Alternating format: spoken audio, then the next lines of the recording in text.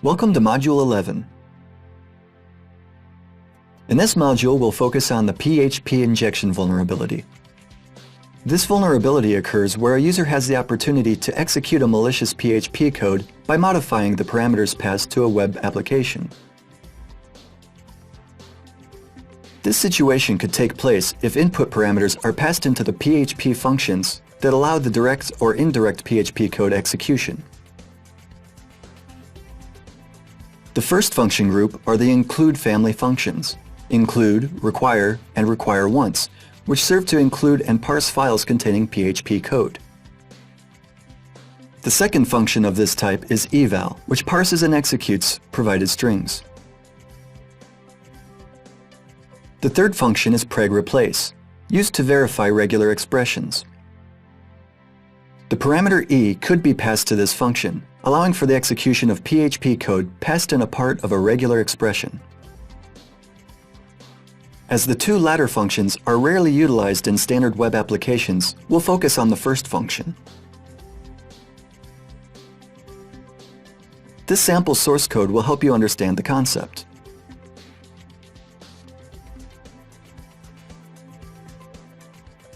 You can see here a simple PHP script which utilizes the user-provided variable site for specifying which page should be added to the include function.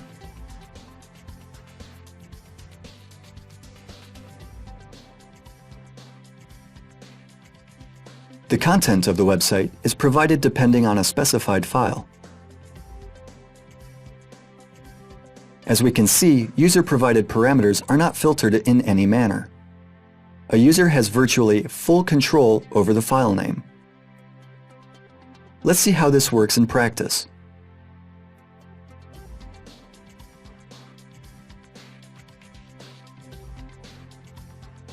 We can browse the website, and as we're doing so, the file names in the address bar are changing.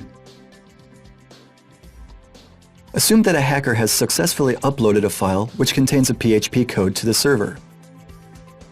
Perhaps you're a bit skeptical.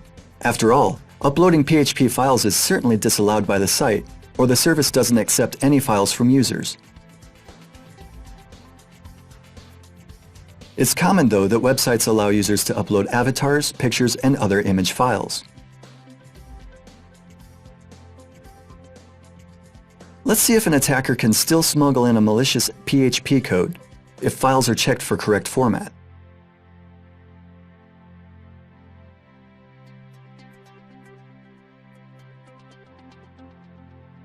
You can see here a specially crafted image that looks like a normal JPEG file. Its content is displayed. All image functions will interpret it as a correct image file. But let's take a look at what's hidden inside.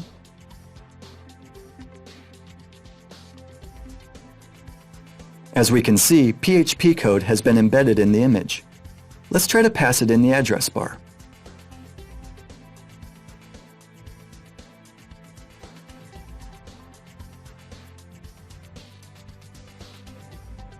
As you can see, the script injected into the image has been executed. But even if an application has disabled uploading images, a hacker could still use other vulnerabilities to launch a PHP injection attack. File operations in PHP, like including, allow not only direct file references but also enable protocols such as FTP, HTTP, and special data protocol.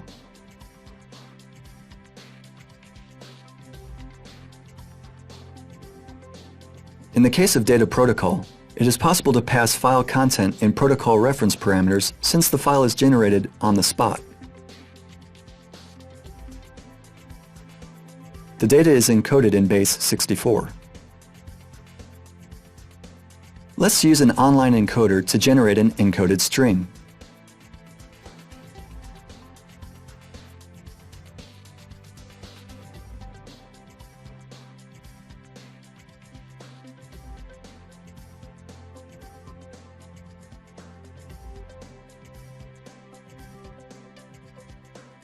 Try to encode the following string, converting it into a base 64 string.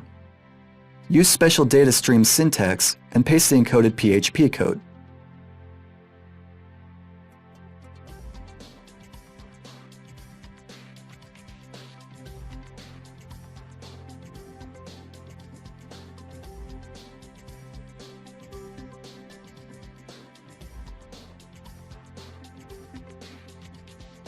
As we can see, the code has been executed.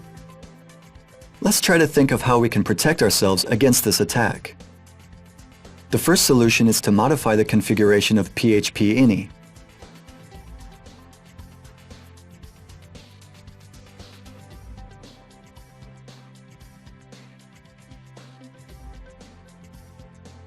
The Allow URL Include option might be used to enable or disable the inclusion of special files which are accessed through the protocols we've mentioned. After disabling the function, you need to restart the server for changes to take effect.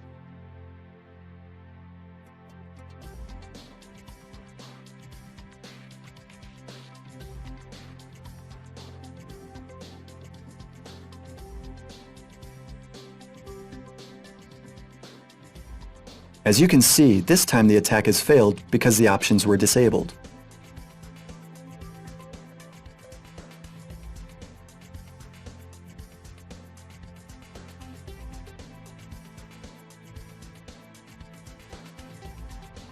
Attacks which utilize images are, however, still feasible.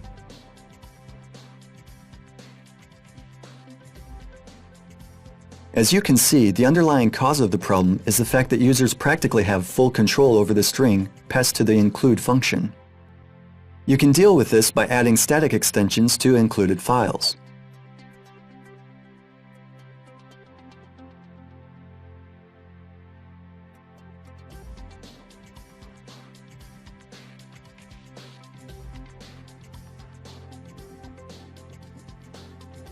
By doing this, we can prevent an attacker from manipulating the extension.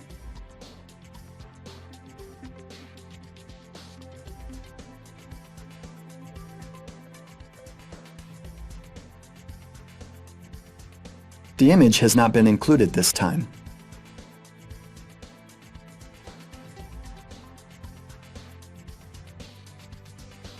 Controlling extensions in this way is enough for PHP 5.3 and newer editions, but older PHP versions allowed the usage of special character %00. The null byte, or end of string marker, was placed in the target string passed to system functions, causing the extension included by a web developer to be dropped. Since this vulnerability was often exploited for attacks, while the need to include the %00 marker in user-provided parameters was rare, the character has been disabled.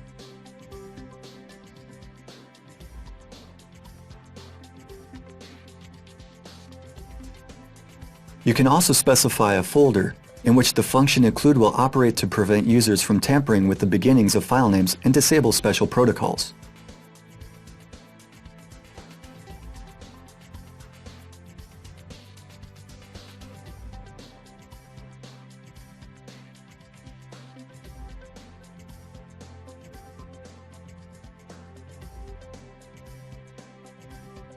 The next step is to use the preg replace function to remove the dot and slash characters, which makes it impossible for a potential attacker to control the inclusion path. Creating a list of files which can be included and blocking all other references seems like the best solution. If you can't implement this method, try to deter a potential attacker by filtering input.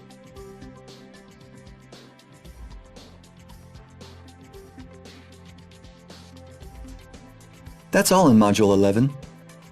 Thank you for your attention and see you in the next module, which will cover the direct static code injection attack. See you there.